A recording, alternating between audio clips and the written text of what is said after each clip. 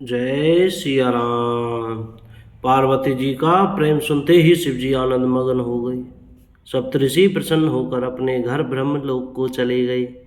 तब सजान शिव जी मन को स्थिर करके श्री रघुनाथ जी का ध्यान करने लगे। उसी समय तारक नाम का असुर हुआ, जिसकी भुजाओं का बल, प्रताप और तेज बहुत बड़ा था। उसने सब लोक और लोकपालों को जीत लिया। सब देवता सुख और संपत्ति से रहित हो गए। वह अजर अमर था, इसलिए किसी से जीता नहीं जाता था। देवता उसके साथ बहुत तरह की लड़ाइयाँ लड़कर हार गए। तब उन्होंने ब्रह्मा जी के पास जाकर पुकार मचाई। ब्रह्मा जी ने सब देवताओं को दुखी देखा। ब्रह्मा जी ने सबको समझाकर कहा, इस दैत्य की मृत्यु तब होगी जब शिव जी के वीर्य से पुत्र उत्पन्न हो। इसको युद्ध में वही जीतेगा। मेरी बात सुनकर उपाय करो, ईश्वर सहायता करेंगे और काम हो जाएगा। सती जी ने जो दक्ष के यज्ञ में देह का त्याग किया था, उन्होंने अब हिमाचल के घर जाकर जन्म लिया है।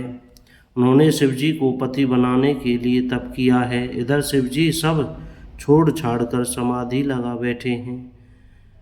यद्यपि है तो बड़े असमंजस की बात, तथापि मेरी एक बात सुनो। तुम जाकर कामदेव को शिव जी के पास भेजो। वह शिव जी के मन में क्षोभ उत्पन्न करे, उनकी समाधि भंग करे। तब हम जाकर शिव जी के चरणों में सिर रख देंगे और जबरदस्ती उन्हें राजी करके विवाह करा देंगे। जय शंकर भगवान की।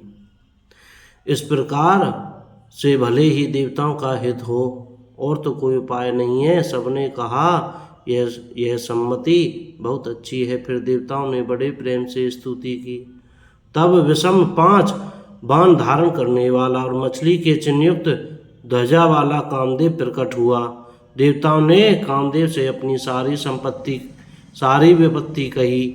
सुनकर कामदेव ने मन में विचार किया और हंसकर देवताओं से यूँ कहा कि शिव जी के साथ विरोध करने में मेरी कुशल नहीं है, तथापि मैं तुम्हारा काम तो करूँगा, क्योंकि वेद दूसरे के उपकार को परम धर्म कहते हैं। जो दूसरे के हित के लिए अपना शरीर त्याग देता है, संत सदा उसकी बड़ाई करते हैं।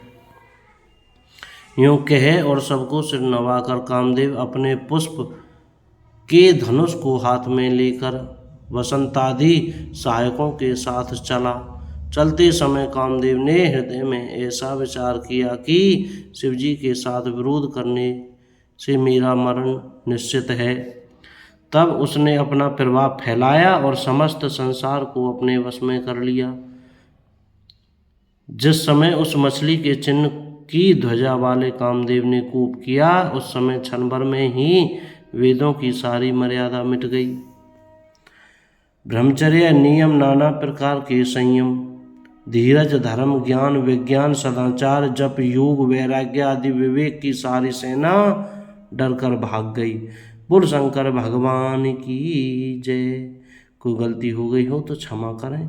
जय जय श्री सीताराम।